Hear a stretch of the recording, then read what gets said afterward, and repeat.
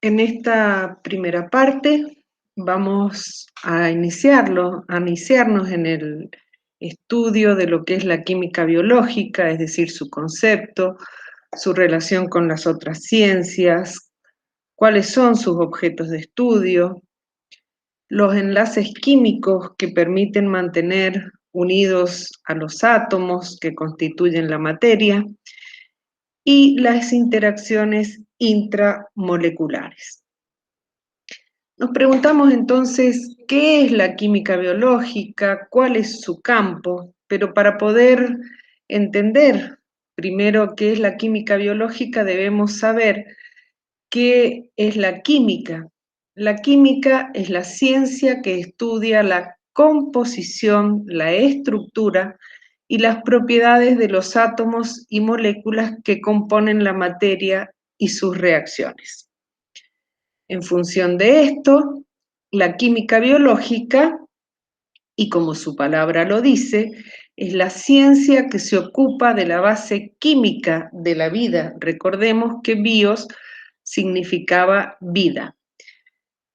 A su vez, también debemos recordar que la, unidad fundamental de la vida es la célula, que es la unidad estructural y funcional de los seres vivos. Por lo tanto, podemos decir que la química biológica es una ciencia que se ocupa de los constituyentes químicos de las células vivas y de las reacciones y procesos que estos experimentan. Engloba el conocimiento de la estructura, la organización y las funciones de los seres vivos en términos moleculares. ¿Cuál es su objetivo? Es el de describir y explicar en términos moleculares los procesos químicos a nivel celular. ¿A partir de qué surge la química biológica? Ustedes sabrán que ya desde el 1500, en el 1554 se acuñó el término de fisiología, y la fisiología estudia todos los procesos que ocurren en los seres vivos, ¿sí? Pero esos procesos tienen un denominador común, que es la interacción entre las moléculas responsables de esos procesos. Entonces, se hizo necesario conocer esas interacciones moleculares, cuáles eran y las leyes que las llevaban a cabo. Esto dio origen a lo que se denominó bioquímica, que podríamos decir que es un sinónimo de química biológica.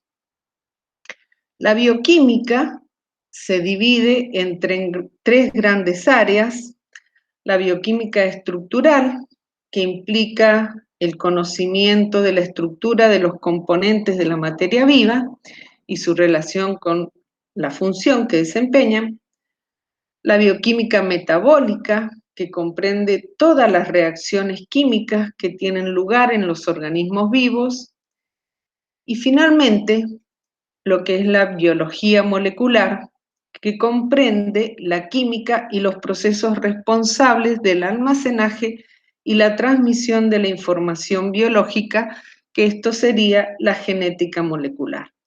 Nosotros vamos a ver en esta primera unidad algunos conceptos de la bioquímica estructural, y a partir de la segunda unidad veremos todos los conceptos que tienen que ver con la bioquímica metabólica.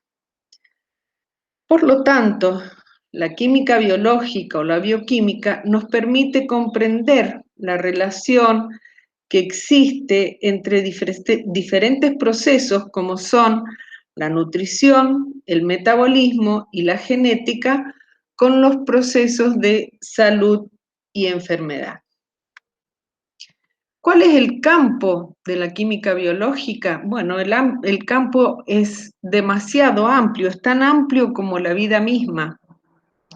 La genética, la fisiología, la inmunología, la endocrinología, la farmacología, todas estas ciencias se apoyan en conocimientos de la química biológica. Como recién les dije, muchas de estas ciencias, por ejemplo, la fisiología, la endocrinología, son anteriores a la química biológica.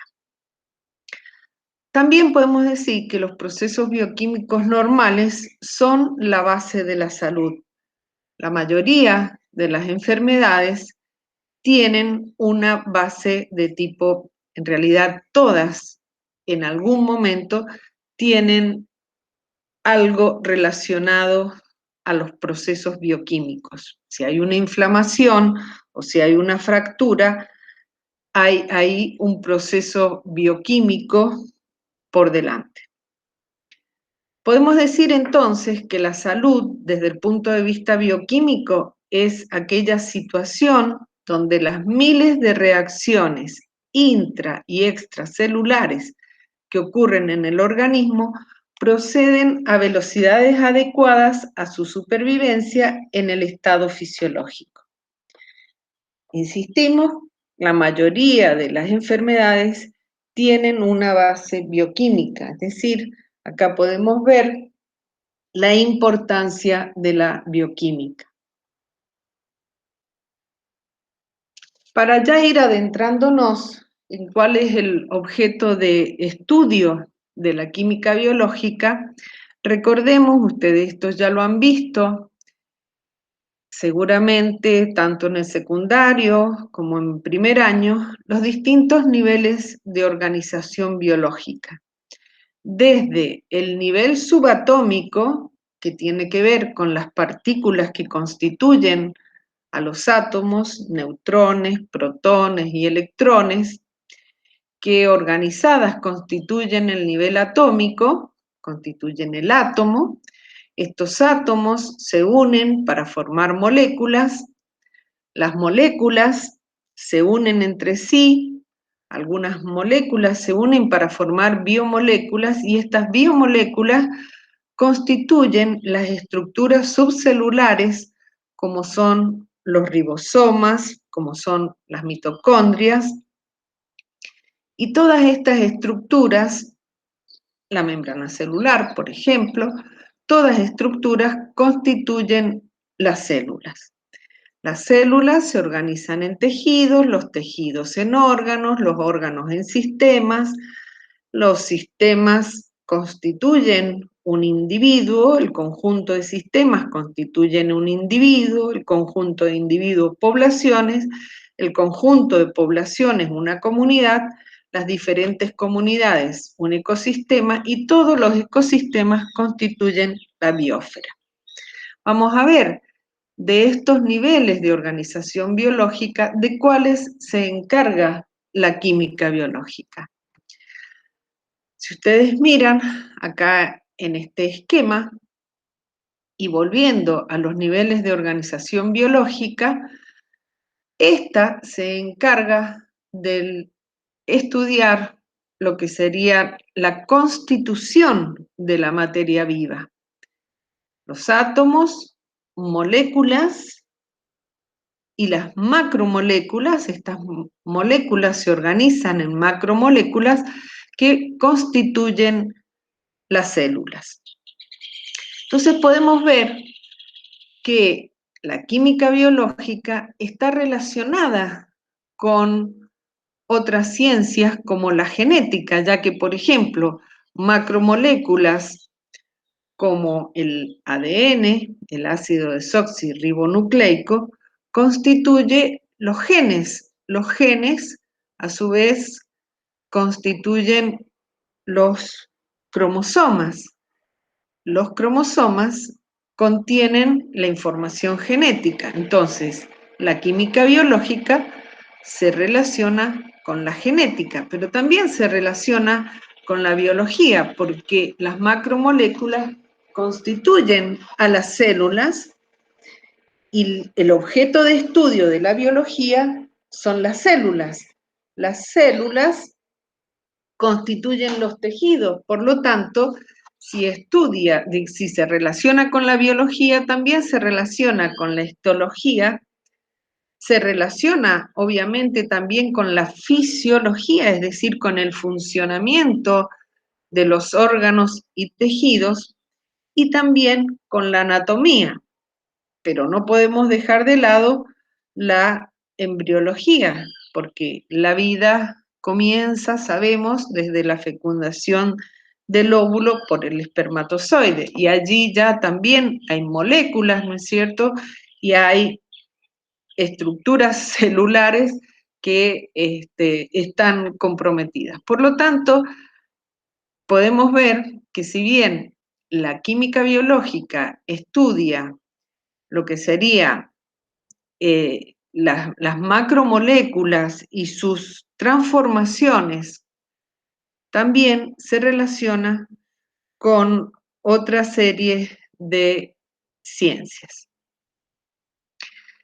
Toda la materia viva está constituida por elementos. Recordemos, esto lo deben saber seguramente de química, que los elementos son sustancias que no se pueden desintegrar en otras por medios químicos ordinarios, y que la partícula más elemental que constituye un elemento químico es el átomo. Por lo tanto, cada elemento químico está formado por un tipo de átomo que se diferencia por su número de protones del núcleo, el número atómico. A su vez, también en el núcleo encontramos los neutrones, que son partículas sin carga. Pero por fuera del núcleo se encuentran partículas negativas llamadas electrones, que giran en órbitas alrededor del núcleo. Existe una distancia entre el electrón y el núcleo, y esto está determinada por la cantidad de energía potencial que posee el electrón. Cuanto más distante está el electrón del núcleo, mayor es la energía potencial. Los electrones poseen entonces distinta carga de energía y determinan las propiedades químicas de los átomos. Esto es importante. La manera en cómo reacciona un átomo químicamente está determinada por el número y la distribución de sus electrones.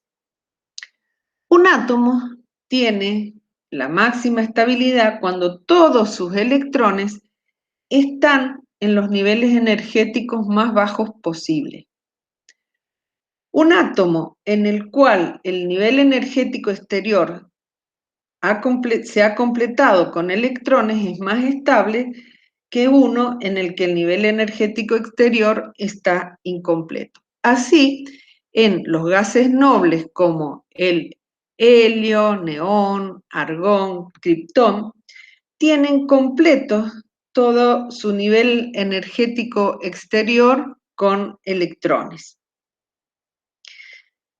Y esto les da la característica de tener poca tendencia a reaccionar con otros elementos. Pero esto no ocurre en la mayoría de los elementos de esta tabla periódica. ¿Quién ordenó los elementos en una tabla periódica? Dmitri Mendeleev, en el año 1869, y los colocó de acuerdo a sus propiedades químicas. Actualmente en la tabla periódica se compone de 118 elementos, que ellos están distribuidos en 7 filas horizontales que se denominan períodos y 18 columnas verticales conocidos como grupos. En relación a todos los elementos que se encuentran acá, ¿están presentes en los seres vivos? No, porque realmente en la naturaleza existen 90 elementos químicos, acá hay 118 actualmente, pero muchos de ellos han sido obtenidos en el laboratorio o son de vida muy efímera, es decir, que desaparecen muy rápidamente. vamos a ver entonces de todos esos elementos que se observan en la tabla periódica, cuáles constituyen a la materia viva y son objeto de estudio de la química biológica. Los elementos, de acuerdo a la proporción en que se encuentran en la materia viva, los podemos clasificar en primarios, secundarios y oligoelementos. Dentro de los primarios, con aproximadamente un 98%, tenemos el carbono, hidrógeno, oxígeno, nitrógeno, y van a encontrar que algunos autores dicen fósforo, incluyen al fósforo y al azufre. Otros autores ponen, de acuerdo a la proporción que se encuentra en la materia viva, el fósforo y el calcio. Como elementos secundarios, con un 2,1% aproximadamente, también debemos saber que estos porcentajes varían según distintos autores. Se encuentran el sodio, el potasio, el azufre, el cloro, el magnesio y el hierro. Y oligoelementos, es decir, aquellos elementos que se encuentran en muy pequeñísima proporción, es decir, en un 0,1%, se encuentran el flúor, el cobre, el yodo, el zinc, el manganeso, el cobalto, el molibdeno y el selenio. Estos 20 elementos, por constituir a la materia viva, se los denomina bioelementos. Cuando estos elementos se unen entre sí, forman las moléculas. Las moléculas, de acuerdo a su constitución y de acuerdo a su origen, en realidad de acuerdo a su origen, las podemos clasificar en inorgánicas, como el oxígeno, el dióxido de carbono, el agua, el amoníaco, o moléculas orgánicas como el metano, el etanol, la glucosa, la glicina, etcétera, etcétera. Son innumerables la cantidad de moléculas orgánicas, algunas naturales y otras sintéticas. Ahora, si nosotros observamos las moléculas orgánicas, vamos a poder ver que en todas ellas se encuentra presente el átomo de carbono. Estas moléculas, tanto inorgánicas como orgánicas, por ejemplo el metano, se combinan entre sí para dar lo que se conoce como biomoléculas. Estas biomoléculas son macromoléculas, es decir, son moléculas de gran tamaño y constituidas los hidratos de carbono, las proteínas y los ácidos nucleicos, constituidas por unidades repetitivas denominadas monómeros, no así los lípidos, ¿sí? Pero estas son los cuatro grandes grupos de biomoléculas de los cuales vamos a estudiar su metabolismo. Estas biomoléculas se organizan entre sí para dar a lo que se conoce, dar origen a lo que se conoce como los complejos supramoleculares, como los ribosomas, las mitocondrias, la membrana plasmática, los lisosomas, etc. Y ellos se organizan entre sí para formar la célula, que podríamos decir que la célula, desde el punto de vista de la química biológica, es el escenario de todos los procesos bioquímicos. En un esquema podemos ver, yo les había dicho, que las proteínas y los hidratos de carbono y los ácidos nucleicos estaban constituidos por monómeros. En el caso de las proteínas, el monómero que lo constituye son los aminoácidos. En el caso de los ácidos nucleicos, están constituidos por monómeros denominados nucleótidos. Estos son representaciones esquemáticas, obviamente, porque acá no encontramos una fórmula. Entonces, nosotros vemos que acá los aminoácidos se unen entre sí para formar las proteínas a través de enlaces covalentes, ya vamos a ver que es un enlace covalente. Los nucleótidos se unen entre sí para formar ácidos nucleicos, también a través de enlaces covalentes. Estos se reúnen para dar, digamos, origen a lo que serían las proteínas, a lo que son proteínas globulares, ya vamos a ver de qué se trata esto de proteínas globulares, y por ejemplo, el ácido nucleico RNA, ácido ribonucleico. Las proteínas y el RNA o ARN, perdón, se unen, en realidad no es una unión como la de los enlaces covalentes, interaccionan, vamos a decir mejor, interaccionan entre sí a través de lo que se denomina interacciones intermoleculares, ¿sí? O enlaces no covalentes para formar este complejo macromolecular que es, por ejemplo, un ribosoma. Entonces, si nosotros vemos la composición química de una bacteria y de una, que ustedes saben que las bacterias son organismos unicelulares, y la de una célula típica de un mamífero, vamos a encontrar que no existe mucha diferencia en cuanto a su composición. La mayor diferencia la encontramos en relación a los ácidos nucleicos que las constituyen, pero el resto, fíjense que tienen agua, tienen iones inorgánicos, algunos metabolitos, proteínas, fosfolípidos, otros lípidos, glúcidos o hidratos de carbono, y en ellos la composición es muy semejante. Sin embargo, es diferente en lo que son los ácidos nucleicos. Pero esto nos permite ver que toda la materia viva está constituida o posee una composición muy similar. ¿Qué función cumplen en el organismo estos bioelementos? Bueno, acá vamos a ver solamente algunos ejemplos. Ustedes ya lo habrán visto en fisiología, la importancia del calcio en la regulación del impulso nervioso y en la función muscular, también como constituyente de huesos, dientes y caparazones.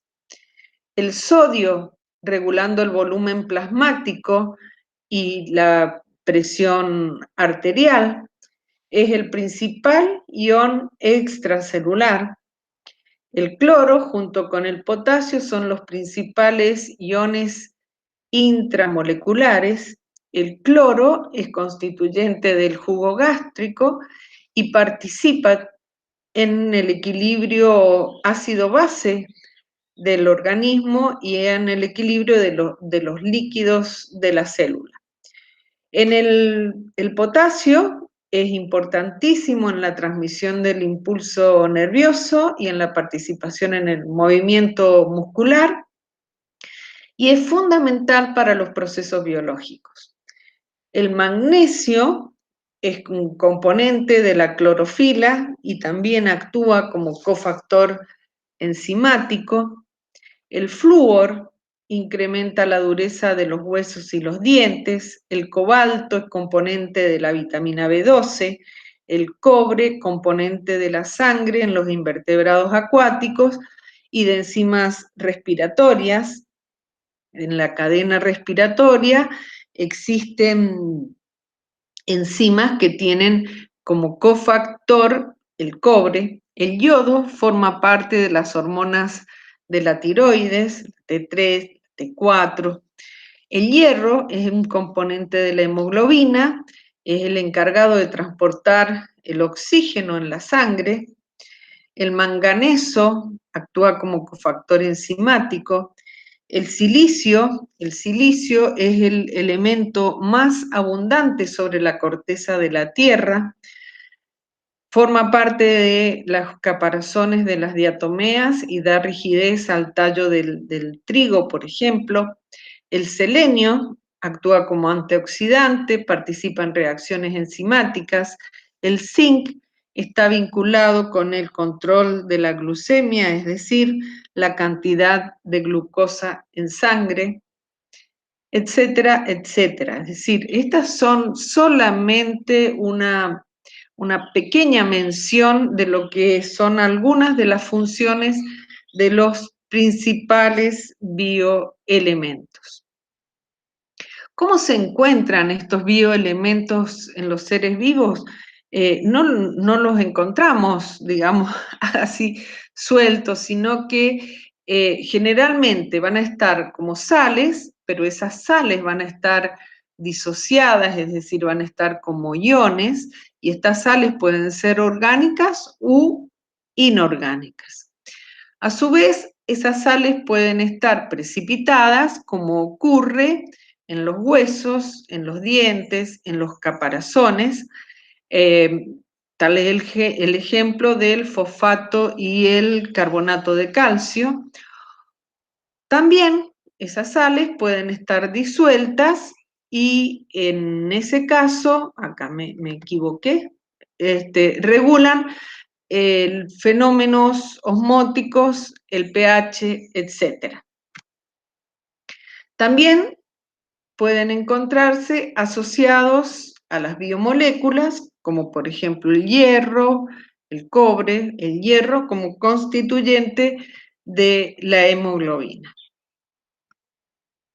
Ahora, dijimos, cuando vimos los niveles de organización biológica, que estos bioelementos se unían entre sí para formar moléculas. ¿Cómo se forman las moléculas? Las moléculas se forman a través de enlaces químicos, denominados también fuerzas intramoleculares, es decir, que ocurren al interior de cada molécula. ¿Para qué se unen los átomos entre sí? Para ser más estables. Recordemos que tenían que completar sus niveles con electrones, sus niveles energéticos externos, y entonces de esta manera, al unirse entre sí los átomos para completar con electrones estos niveles energéticos, forman las moléculas.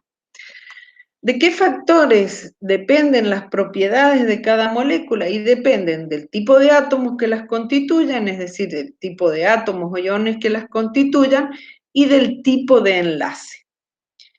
¿Qué es entonces un enlace? Un enlace es la fuerza que mantiene unidas las moléculas entre sí.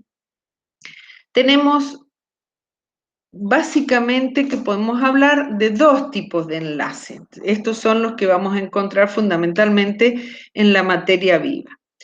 En los enlaces de tipo iónico, estos ocurren entre un átomo de un metal y un no metal. Por ejemplo, un metal sería el sodio, un no metal el cloro, y formarían el cloruro de sodio.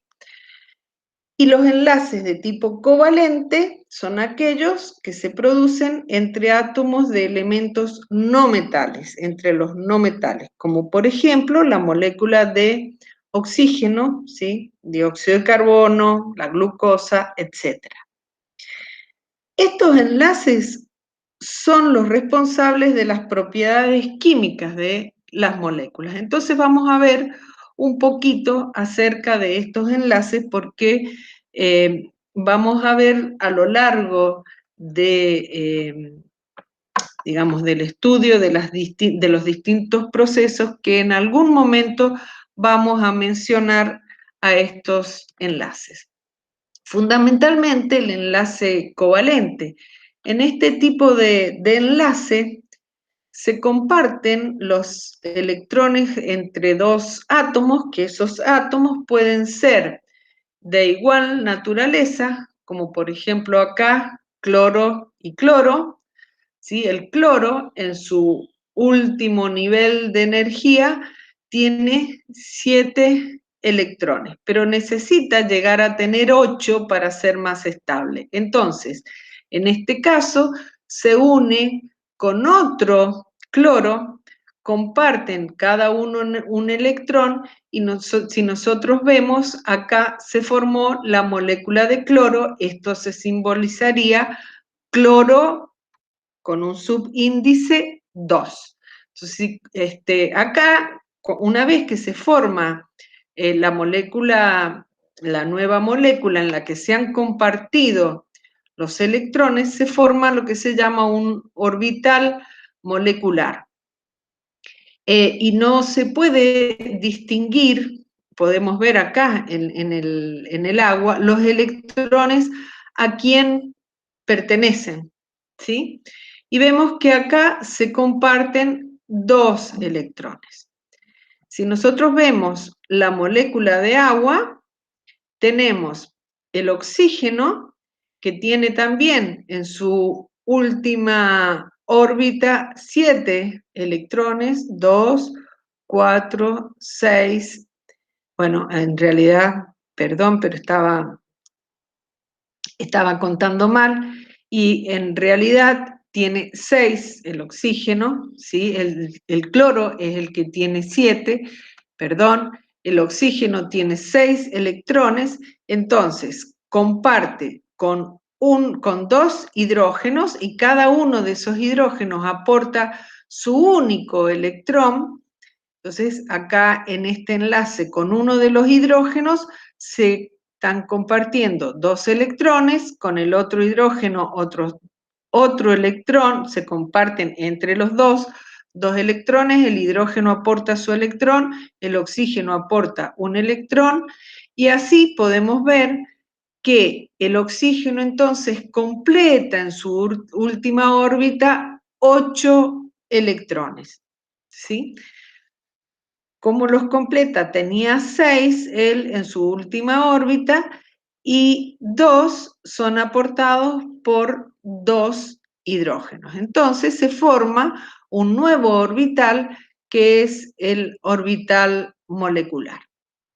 Ahora, estos enlaces pueden tener distinta naturaleza de acuerdo a el tipo de átomos que se unen. Pueden ser polares o no polares. Una característica que tenemos que tener en cuenta de los átomos es lo que se conoce como la electronegatividad. La electronegatividad está relacionada con la tendencia que tienen los electrones, que tienen los átomos, perdón, a atraer electrones hacia sí. El oxígeno es un elemento muy electronegativo y por lo tanto tiende a atraer hacia él los electrones. Si ustedes miran en este dibujo, en este esquema de la derecha, acá en el oxígeno se encuentran estos puntitos que están con rojo, una densidad de electrones muy alta, por lo tanto este oxígeno adquiere una densidad de carga negativa.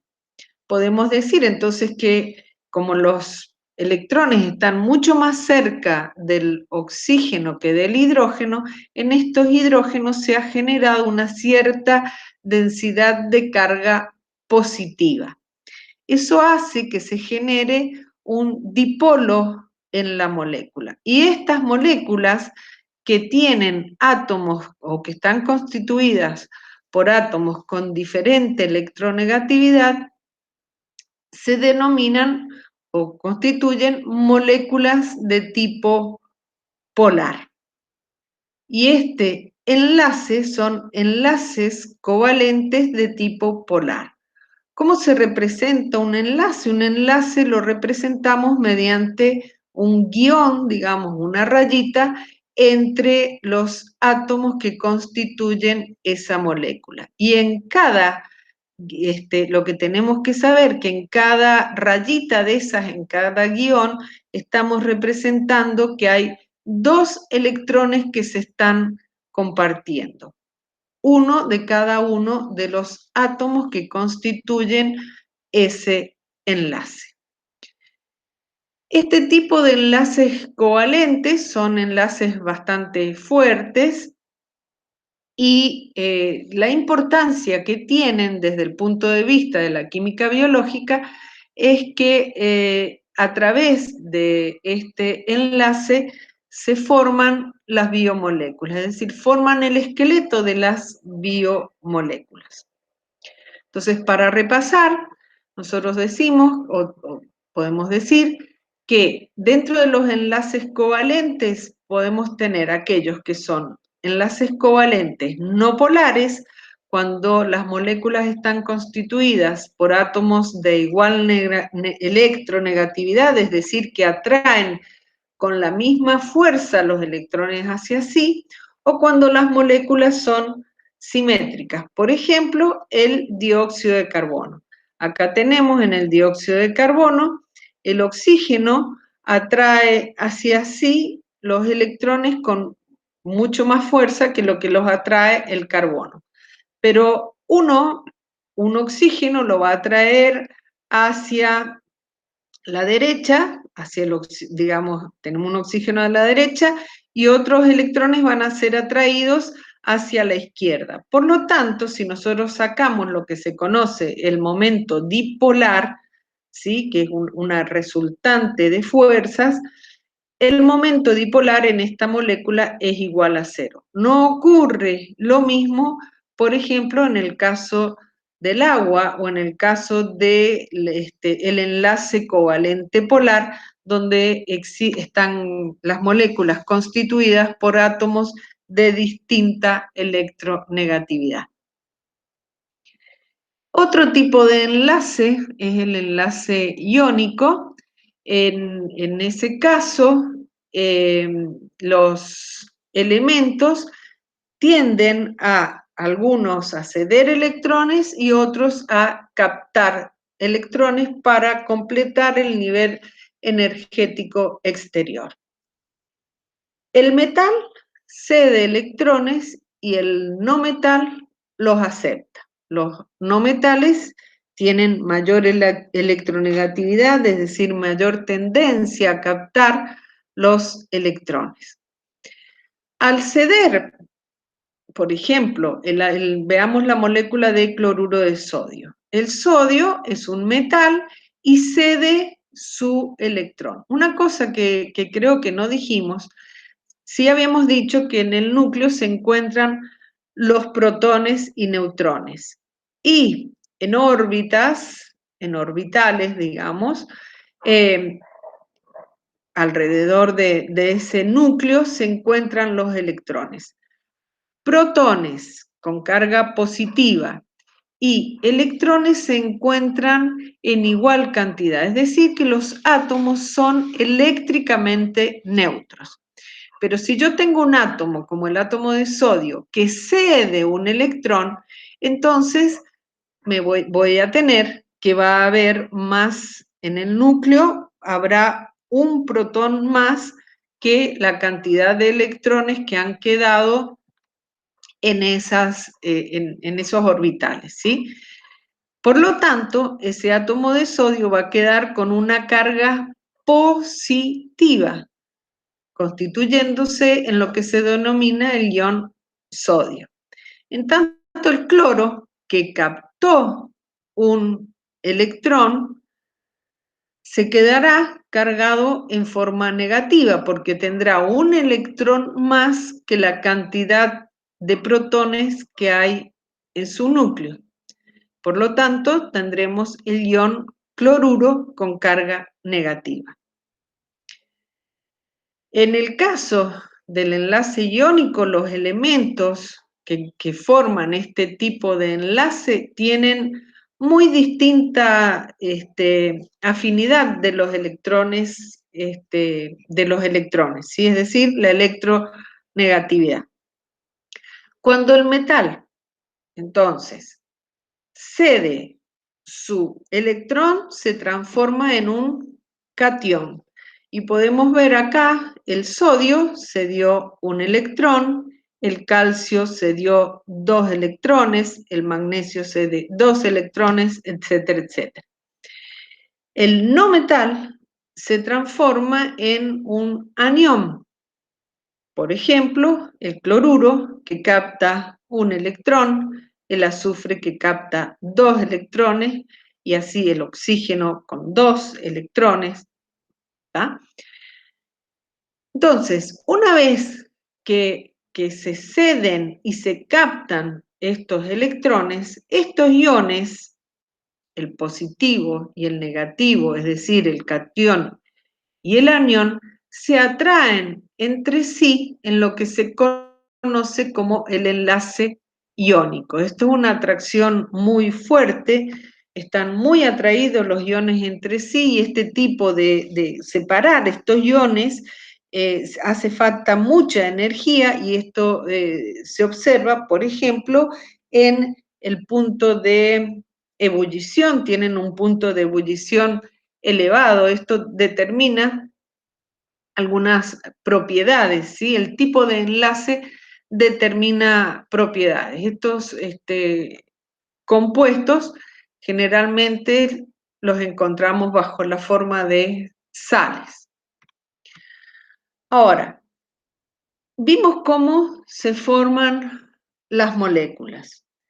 Veamos cómo las moléculas pueden interaccionar entre sí en lo que se denominan las fuerzas o interacciones intermoleculares. Estas interacciones intermoleculares determinan las propiedades físicas. Esas propiedades físicas están relacionadas con el estado de agregación, el punto de fusión, el punto de ebullición, la solubilidad, la tensión superficial, la densidad, etc. Este tipo de interacciones se producen en una determinada orientación. Esto debemos recordar, que las moléculas son tridimensionales, por más que nosotros la esquematizamos en un papel, pero ocupan un espacio. Entonces, las moléculas se orientan en el espacio y establecen entre sí diferentes interacciones. Esas interacciones tienen también la característica de ser específicas. Por ejemplo, en los ácidos nucleicos, la adenina, en el ADN, la adenina se une a la timina a través de 2 puentes de hidrógeno, mientras que la citosina se une a la guanina a través de 3 enlaces puente de hidrógeno. En general, esas fuerzas son débiles, es decir, se pueden separar con mucho más facilidad que lo que podríamos separar los átomos dentro de una molécula. Son 10 a 100 veces menor que los enlaces covalentes. Otra característica de este tipo de interacciones es que son las responsables de los procesos biológicos. Son muy numerosas y, por lo tanto, su contribución es importante, y es lo que terminan determinando estas propiedades físicas. Y mantienen la estructura tridimensional de las biomoléculas, como por ejemplo la estructura terciaria de las proteínas o la estructura del ADN o del ARN.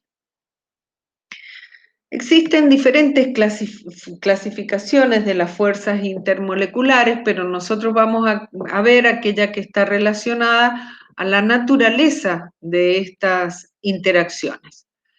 Estas interacciones pueden ser de naturaleza electrostática, y dentro de estas encontramos la puente de hidrógeno, el puente salino y las fuerzas de Van der Waals, o interacciones hidrofóbicas. Vamos a desarrollar brevemente cada una de estas. Vamos a comenzar con las electrostáticas, las puentes de hidrógeno.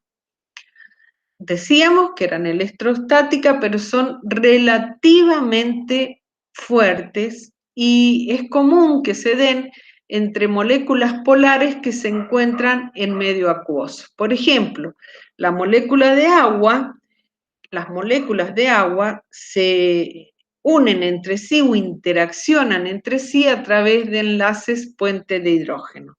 La importancia de esto es fundamental para la vida porque el agua no podría existir tal como la conocemos si no fuese por estas interacciones puente de hidrógeno.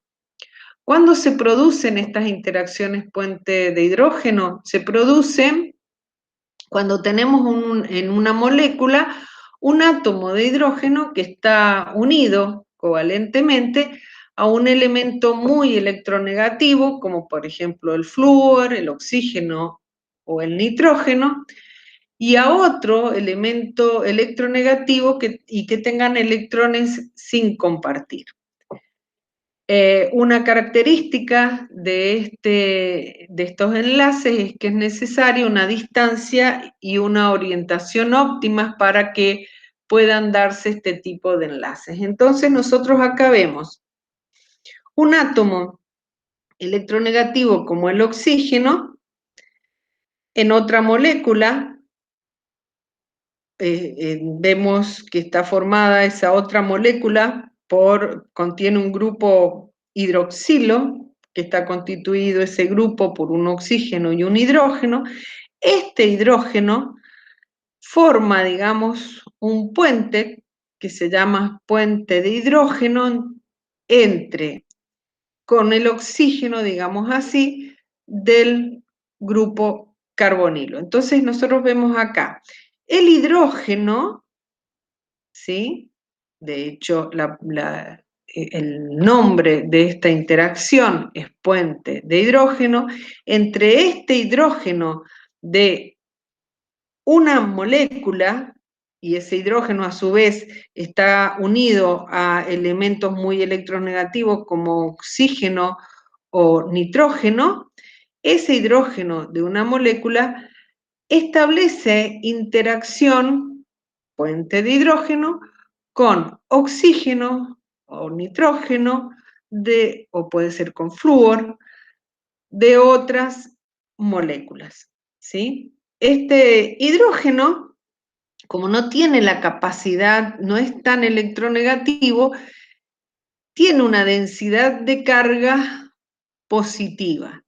En cambio, el oxígeno, que tiene mucha atracción por los electrones, tiene una densidad de carga negativa. Entonces, entre esos, digamos, entre el hidrógeno y el oxígeno, o entre el hidrógeno y el nitrógeno, que tienen diferente densidad de carga, existe una atracción que lo que se denomina puente de hidrógeno.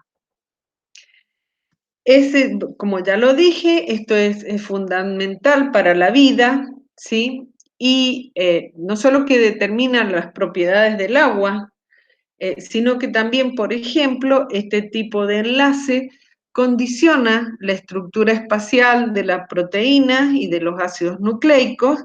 Recordemos que las moléculas tienen que tener una orientación espacial, acá lo podemos ver en esta, digamos, secuencia de ADN en que adenina establece puente de hidrógenos con la timina, dos enlaces puente de hidrógeno, ¿sí? Acá no están, digamos, no está la fórmula, ¿sí? Pero si nosotros viéramos la fórmula, veríamos que entre el hidrógeno y el oxígeno se establecen o el nitrógeno se establecen esos enlaces puente de hidrógeno. En el caso acá tenemos una molécula de agua que establece enlaces puente de hidrógeno con la molécula de amoníaco. El amoníaco constituido por nitrógeno, el agua tiene oxígeno y como, digamos, estableciendo el enlace, encontramos el hidrógeno del agua. Otro tipo es la interacción o el enlace, también se suelen llamar enlaces puente salino. Este tipo de interacción se dan en moléculas que poseen grupos funcionales que están ionizados, es decir, recordemos qué es lo que eran los iones, eran átomos con carga positiva o negativa, y por lo tanto, estos se pueden comportar como ácidos o bases. Esto ya lo vamos a ver en una próxima presentación. En un medio acuoso, esos iones se solvatan y la interacción, por lo tanto, se hace débil.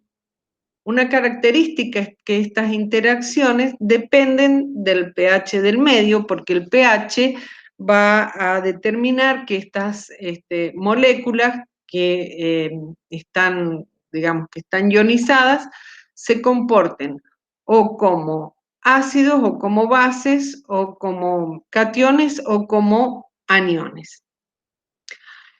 A pH fisiológico, los grupos funcionales que, digamos, que mayormente participan son los grupos amino y carboxilo, y estos se comportan como iones. Nosotros acá tenemos, si ustedes pueden ver, tenemos el esquema de una enzima, ¿sí? Y una molécula.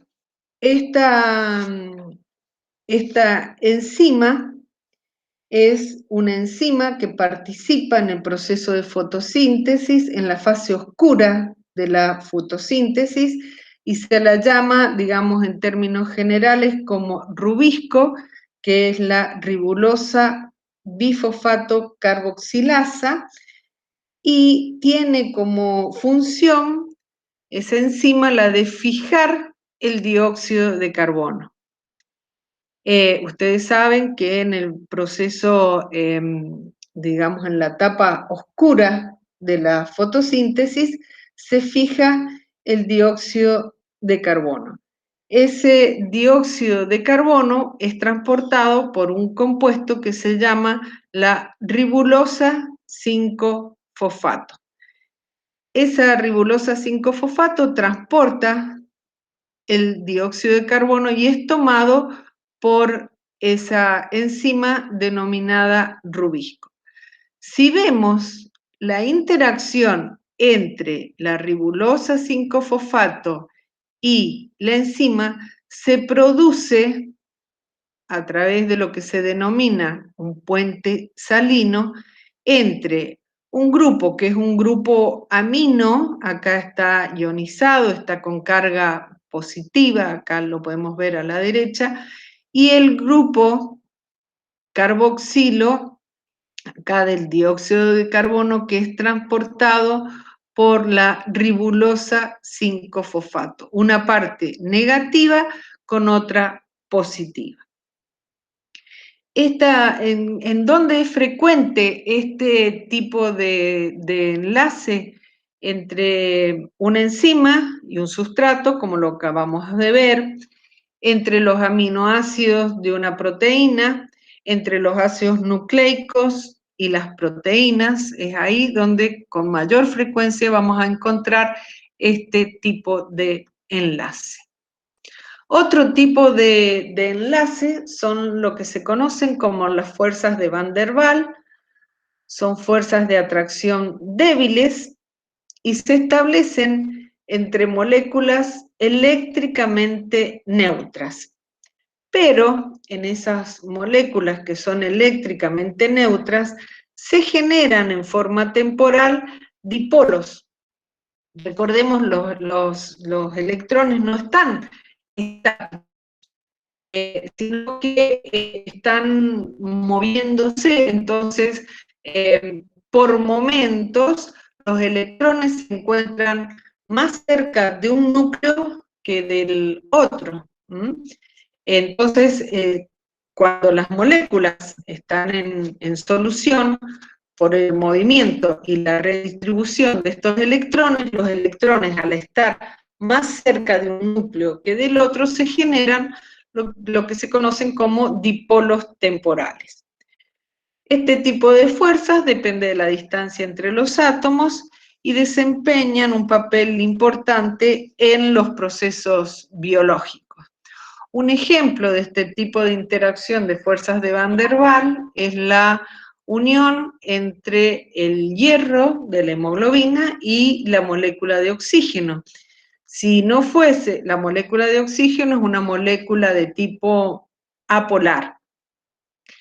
Este tipo de unión es una unión entre el oxígeno y la hemoglobina, es una unión reversible, y menos mal que es así, porque si no, la hemoglobina no podría ceder el oxígeno a las células y, bueno, no podrían realizarse, por ejemplo, el transporte de electrones y la fosforilación oxidativa.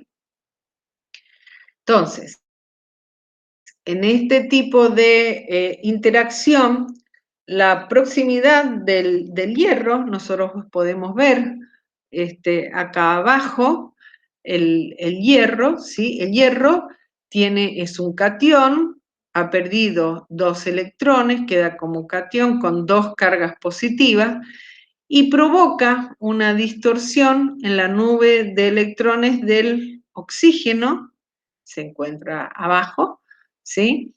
Y esto hace que se genere de modo transitorio un dipolo y puedan interaccionar.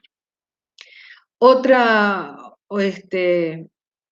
digamos, otro caso es en el caso de los gases que son apolares, como en el caso del oxígeno, el nitrógeno o el dióxido de carbono, que gracias a este tipo de interacciones de fuerzas de Van der Waals se pueden disolver en agua. Otro tipo de interacciones ya no electrostáticas son las que se conocen como las interacciones hidrofóbicas. Si nosotros analizamos la palabra, ¿sí? Son interacciones que se dan entre moléculas que no son polares y se dan en medio acuoso. En ese medio acuoso, las moléculas hidrofóbicas tienden a asociarse para evitar interaccionar con el agua. Recordemos que el agua es una molécula de tipo polar. Un ejemplo de interacciones hidrofóbicas es el aceite. El aceite, en este caso, está representado acá por digamos, esta esferita y digamos, esto que sale de esta esfera hacia abajo, ya vamos a ver la estructura de todas estas moléculas. Entonces, las moléculas de lípido se asocian entre sí,